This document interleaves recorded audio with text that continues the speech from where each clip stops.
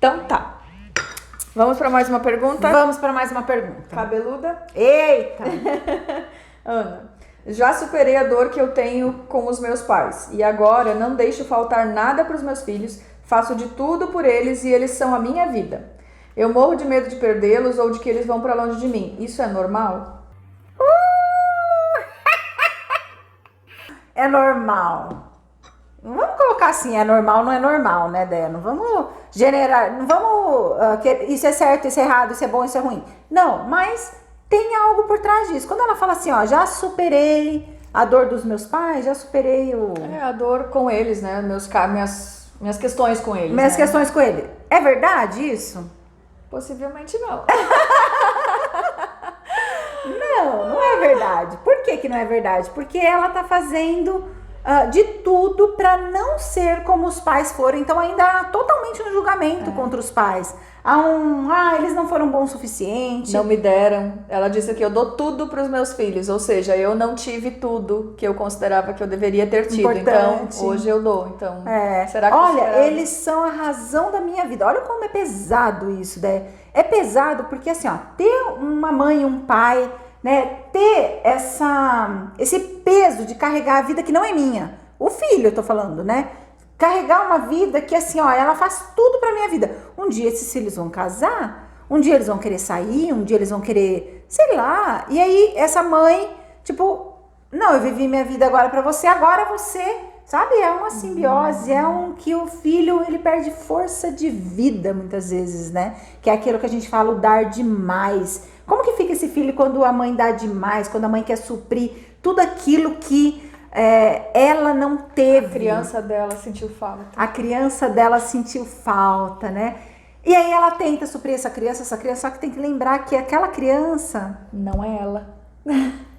É outra criança, é outra vida, né? É outra vida e o quanto eu tô tirando... Olha que pesado que é a dignidade do meu filho ser. A dignidade dele crescer, a dignidade dele aprender, porque os pais que dão tudo, esse filho não tem frustração, esse filho não consegue ter negação, né? Tipo, não sabem ouvir os nãos da vida, não sabe lidar com os problemas da vida, e o que mais a gente ouve é: me sinto fraco, me sinto inseguro, me sinto perdido, me sinto frustrado, me sinto.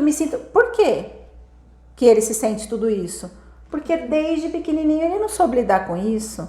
Desde pequenininho os pais, não chora, não vou dizer não, ele quer ir, ele tem que ir, ele quer fazer, ele tem que fazer, quer dizer, tudo, e então, mais. Deixa que eu faço pra você, não, deixa que eu faço pra você, tem algo pra resolver, deixa que eu vou lá e eu resolvo pra você.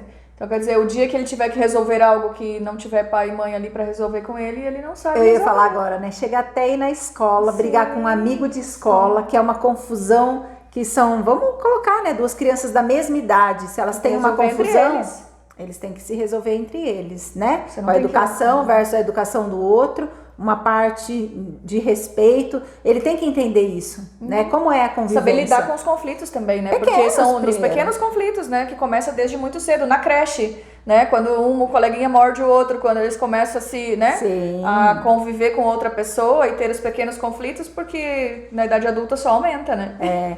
Então, olha, eu falo pra essa moça, uma moça, né? Que fala dos filhos, que ela trabalhe, que ela olhe mais para trás, que ela cuide mais dessa relação com os pais dela. Porque quanto mais liberada me sinto aqui com os meus pais, mais dignidade eu dou aos meus filhos de viver a vida que eles escolheram, né? Porque se eles vieram aqui nesse mundo para ter uma experiência na terra de vida, Déia, então assim, cada um com a sua experiência. Esses filhos, eles vieram para experienciar a vida, ser algo, fazer algo, acontecer, e independe de mim, sabe? Às vezes os pais, eles querem tanto que os filhos não sofram, não tenham frustração, que eles deixam os filhos deixam de ter experiências mesmo, deixam de viver a vida.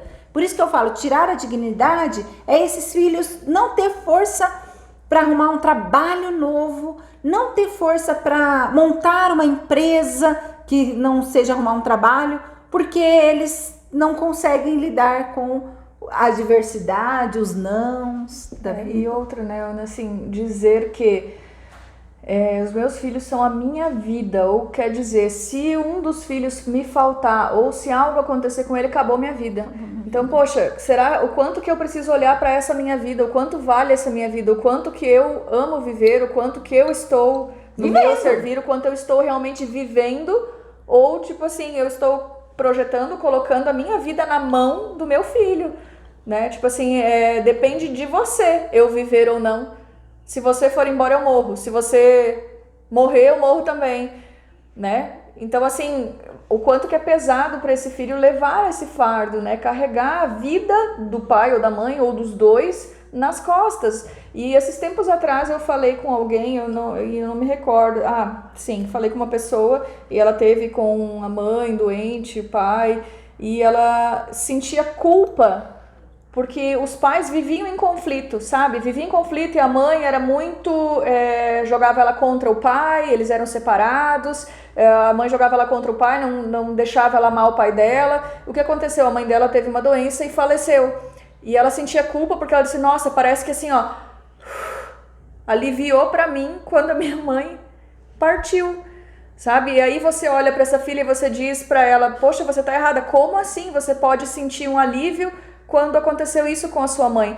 Mas a gente não sabe o quão pesada era a vida dessa filha querendo satisfazer a mãe. Então ela ficava de mal com o pai, não falava com o pai porque a mãe desaprovava isso. Só que o quanto que o coração dela como filha queria essa aproximação do pai. Então o quanto que os pais às vezes, né, sem querer e por amor sempre colocam um peso em cima das costas dos filhos, né?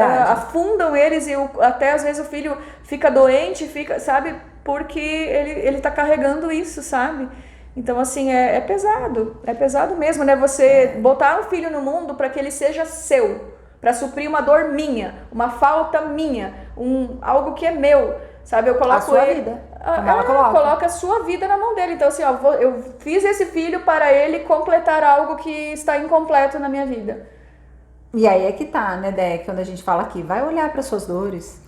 Vai olhar para o que te faz não viver a vida, né? Para poder liberar os filhos também de viver a vida. Se a gente bota os filhos no mundo para o mundo, para que eles sejam, né? Sejam o que eles vieram para ser, para que eles cresçam, prosperem e evoluam e vão fazer a vida deles. Né?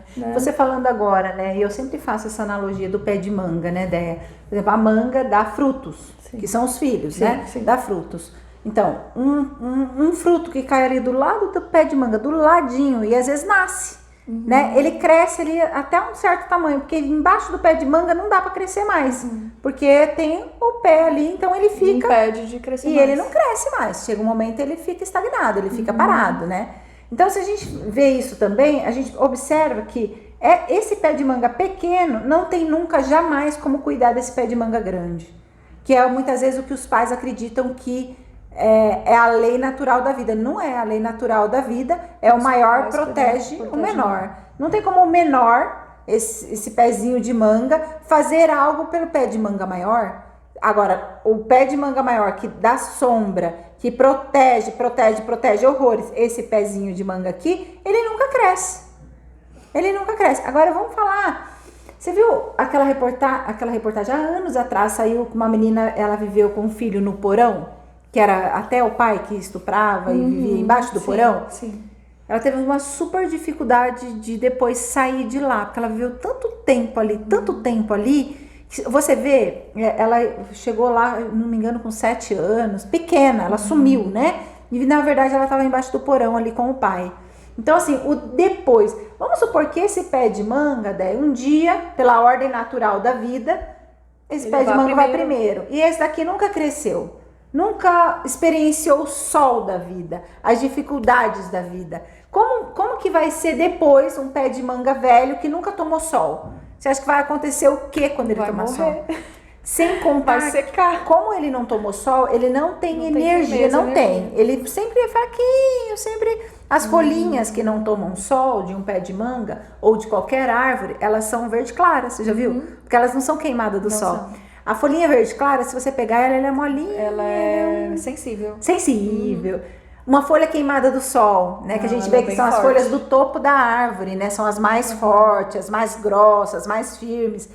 É isso, gente. Se a gente olhar para a natureza, ela dá toda a dica do que é natural, do que não sou eu que estou falando, não é o Bert que falou, mas observa a natureza. Nós somos seres da natureza.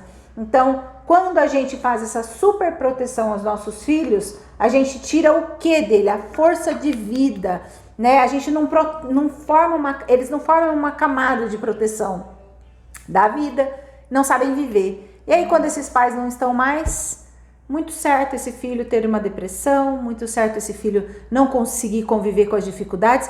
Inclusive, os pais fazem questão de deixar dinheiro, casa para esse filho que, pela imaturidade de vida, bota tudo fora, né? Bota tudo fora. Bota a herança toda fora. Exatamente. Não sabe nem cuidar. Não sabe cuidar, não sabe administrar. Nunca aprendeu. Porque ele não aprendeu, né? Olha que loucura. Então, assim, ó, esse vídeo é bacana. Serve tanto para os pais analisarem o que eu estou fazendo com os meus filhos, se realmente eles estão criando casquinhas de vida, se realmente eles estão aprendendo a lidar com as suas frustrações, as suas, do seu tamanho, né? Claro que o pai sempre vai ajudar, mas tem isso. Então, supera isso, tem aquilo.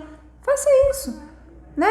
A gente vê adolescentes extremamente frágeis hoje, que não conseguem lidar com nada. Por quê? Né? Não tem. Foi um menino numa constelação, não sei se eu já compartilhei aqui. Esse menino, ele chorava. E aí eu olhava e falava, qual a sua grande tristeza, sabe? Olhava porque ele chorava. Ele falava, eu nunca pude chorar. Eu nunca pude chorar. Meus pais nunca me deixaram chorar. Eu só quero chorar. Eu olhei e falei assim, nossa, não poder chorar. E é verdade, porque assim, ó, você tá chorando por quê? Toma tal brinquedo. Você tá chorando por quê? Toma isso daqui, passa isso, melhorou aqui. Quer dizer, você não tem nem a liberdade de sentir algo que é do corpo humano, que é chorar. Chorar de tristeza, chorar de raiva, chorar de alegria, chorar quando a Júlia nasceu, às vezes, ela tinha muita cólica, às vezes chorava. Meu, às vezes até pelo barulho, você não sabe o que fazer, você quer fazer algo, né? Mãe de primeira viagem, você não sabe o que fazer com a criança chorando. E aí você queria dar chupeta, E aí a minha ex-cunhada, né, a Dinda dela, dizia assim, deixa chorar, isso fortalece os pulmões. Né? Tipo, se você logo tacar a chupeta, toda vez que ela quiser chupeta, ela vai chorar. Então deixa ela chorar um tempo. Então, quer dizer, até o bebê, ele pode esperar um pouco, ele pode sofrer uma frustração, daqui a pouco ele cansa de chorar, ele para, né? Inclusive algumas técnicas, né? Eu vi umas reportagens assim, de médicos que dizem assim, a criança tá chorando no quarto do lado, deixa chorar um tempo, daqui a pouco ela cansa e às vezes ela cansa e dorme. Então, assim, daqui a pouco ela tenta ou ela de novo, cansa e vem... Né? Se ela acostumar a que toda vez que ela dá uma chorada, alguém vem e faça algo por ela, ela vai chorar sempre, né? E vai chorar por tudo. Por tudo. Porque a resposta imediata é o choro. É verdade, É isso. É isso, né?